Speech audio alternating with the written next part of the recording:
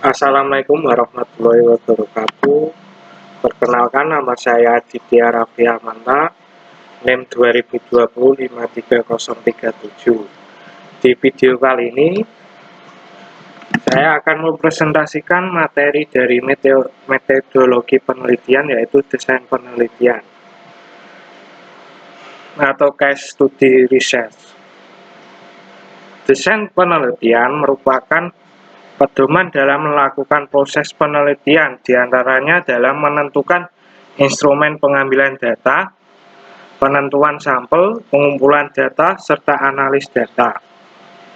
Dengan pemilihan desain penelitian yang tepat, diharapkan akan dapat membantu peneliti dalam menjalankan penelitian secara benar tanpa desain yang benar. Seorang peneliti tidak akan dapat melakukan penelitian dengan baik karena tidak memiliki pedoman penelitian yang jelas.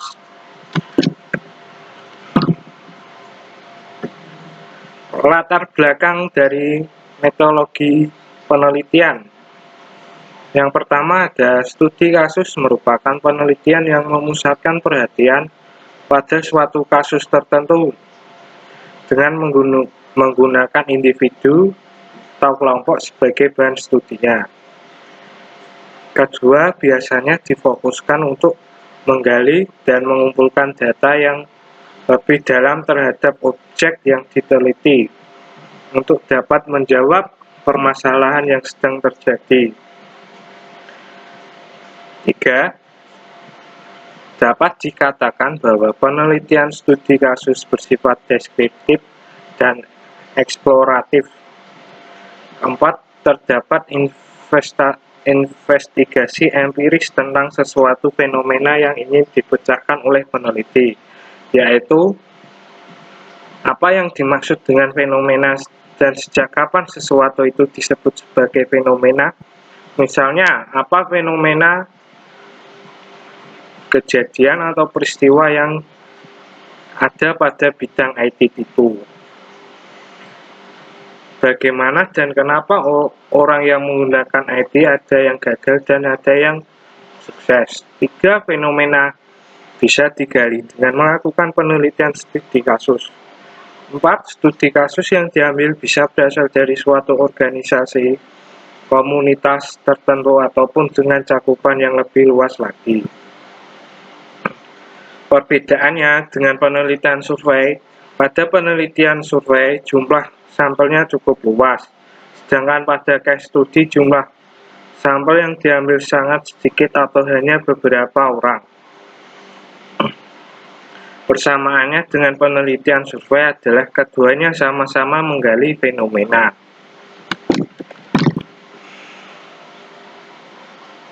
Konsep menurut ahli atau pakar. In tahun 2002. Studi kasus dapat digambarkan sebagai proses pencarian pengetahuan yang empiris untuk menyelidiki dan meneliti berbagai fenomena dalam konteks kehidupan nyata. Menurut Pollitt dan Hungler tahun 1992, yaitu studi kasus berfokus pada penentuan dinamika mengenai pertanyaan lebih lanjut, mengapa seorang berpikir, melakukan sesuatu, atau bahkan mengembangkan diri. Menurut Teltis, studi kasus merupakan metode yang memiliki unit analis yang lebih mengacu pada sistem tindakan yang dilakukan dibanding pada individunya sendiri atau suatu lembaga tertentu. Menurut Fleischberg tahun 2006, dalam riset yang menggunakan metode ini dilakukan pemeriksaan longitudinal yang mendalam terhadap suatu keadaan atau kejadian yang disebut sebagai kasus dengan menggunakan cara-cara yang sistematis dalam melakukan pengamatan, pengumpulan data, analisis informasi, dan pelaporan hasilnya. Sebagai hasilnya akan diperoleh pemahaman yang mendalam tentang mengapa sesuatu terjadi dan dapat menjadi dasar bagi riset selanjutnya. Studi kasus dapat digunakan untuk menghasilkan dan menguji hipotesis. In 2002 dan NAMNEC 2005 menyatakan bahwa studi kasus adalah suatu strategi riset penelahan empiris yang menyelidiki suatu gejala dalam latar kehidupan nyata. Strategi ini dapat menyertakan bukti kuantitatif yang bersandar pada berbagai sumber dan perkembangan sebelumnya dari proposisi teoritis. Studi kasus dapat menggunakan bukti baik yang bersifat kuantitatif maupun kualitatif. Penelitian dengan subjek tunggal memberikan kerangka kerja statistik untuk membuat inferensi dari data studi kasus kuantitatif. Tujuan penelitian studi kasus. Tujuan studi kasus secara umum bisa dirinci sebagai 3 berikut.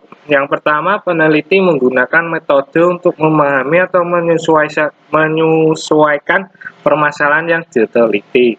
Yang kedua, harus efektif untuk menunjukkan hubungan responden dan peneliti. Yang terakhir, memungkinkan para pembaca untuk menemukan hasil yang berkaitan dengan konsistensi gaya, faktual, dan internal, yaitu berupa kepercayaan pada hasil penelitian tersebut.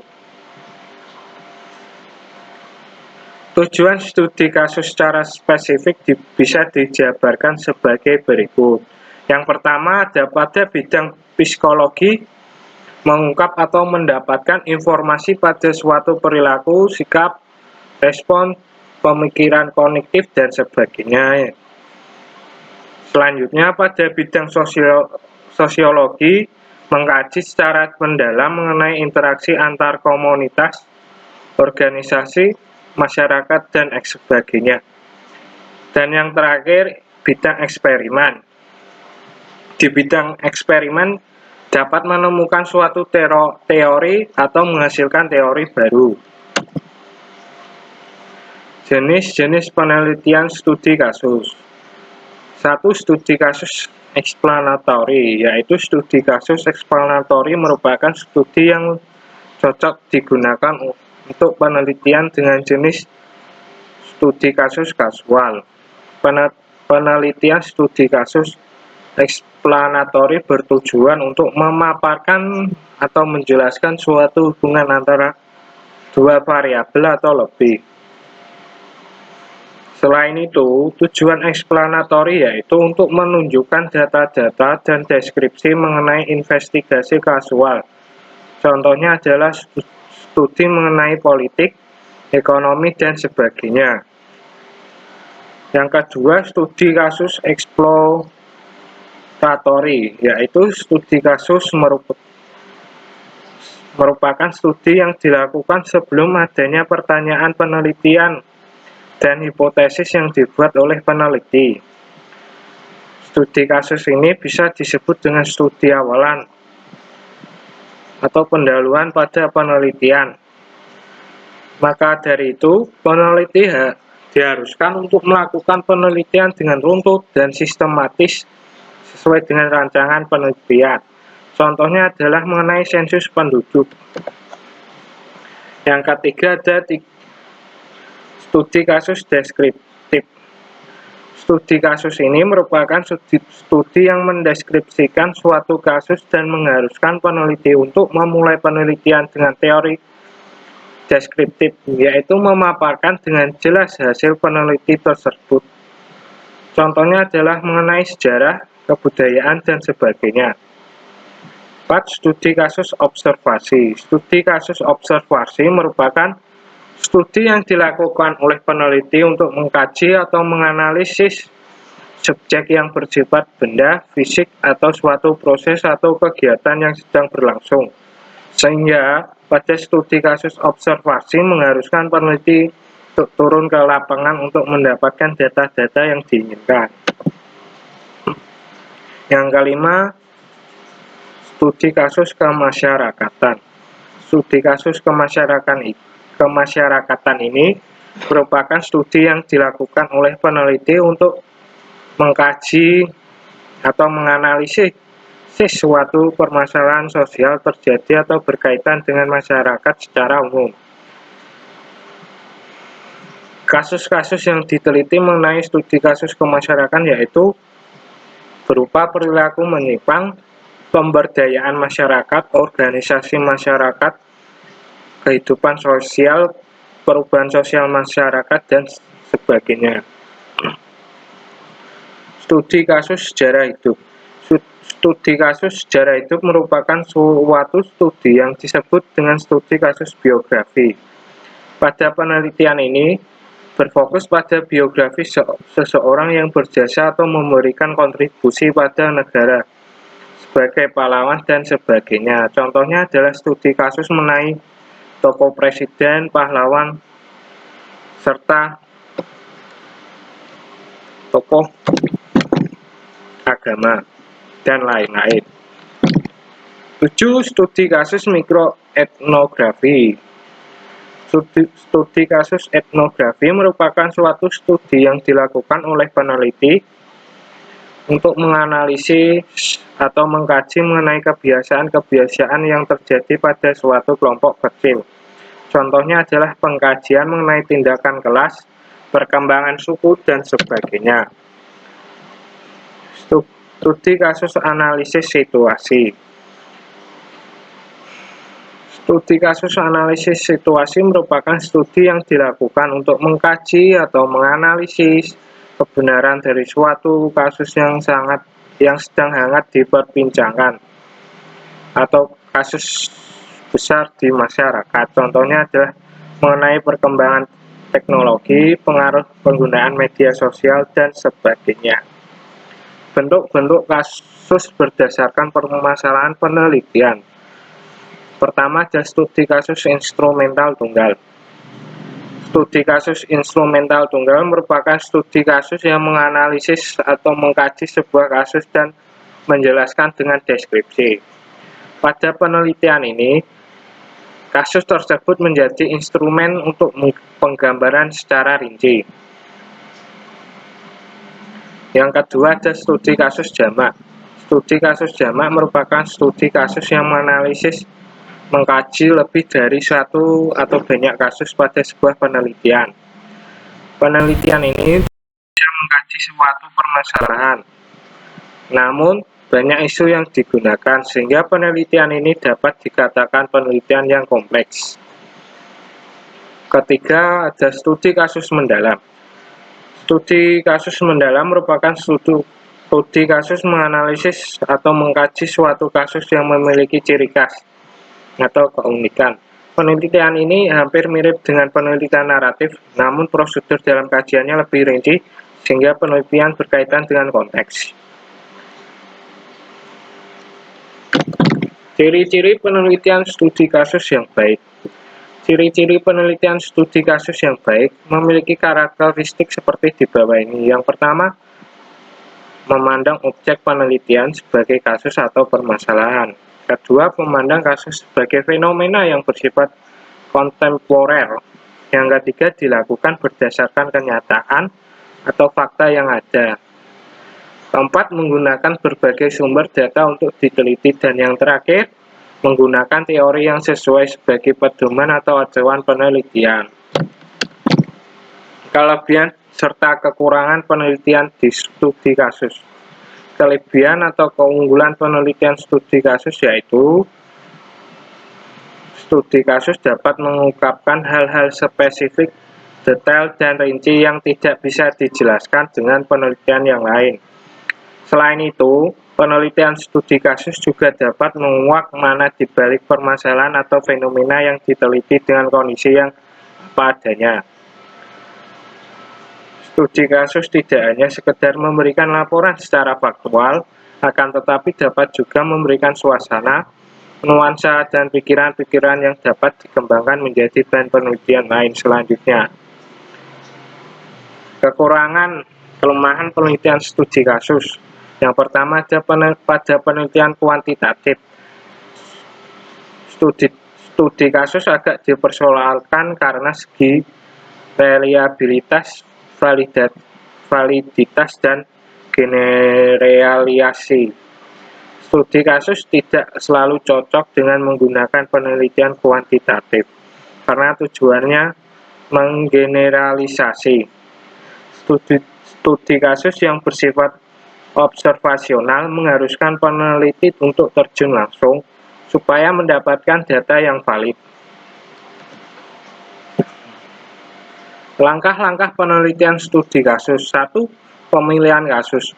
Haruslah berdasarkan alasan yang matang, sehingga penelitian tersebut berjalan dengan proses-proses penelitian sesuai prosedur dan dapat mencapai tujuan penelitian.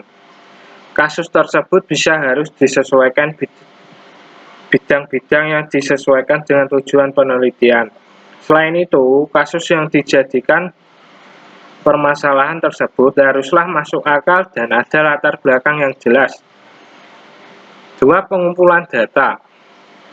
Disesuaikan dengan penelitian, apakah harus menggunakan observasi atau wawancara serta analis dokumen, survei, dan sebagainya.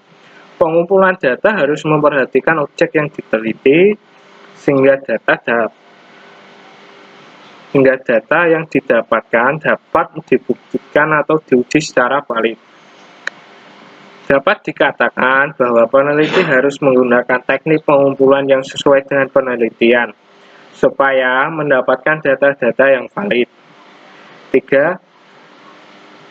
Analis data dilakukan setelah mendapatkan data-data berdasarkan pada teknik-teknik pengumpulan data yang sesuai.